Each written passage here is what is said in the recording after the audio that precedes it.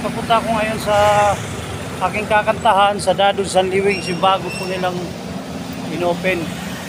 Yung bagong open po na Dadod San Liwings. Papunta po ako ngayon dun. Medyo hiking lang po, maglalakad para medyo makatipid. Opo. Dito na po ako sa may balik-balik, dito sa may Rosarito. Yan po. Yan po yung aking nilalakaran. Papunta pa ako ng G. Tuason.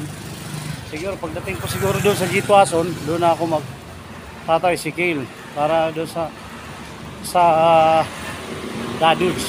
Para makarating ako doon sa Dadods. Kasi medyo inagahan ko po dahil bago opening, hindi na yung gamit doon. Sa ano po ang address nila. Yung bagong opening po ay Florentino, 2027 Florentino. Parang ganun po eh. So mamaya po pagdating ko doon, bibidyo po ako ulit.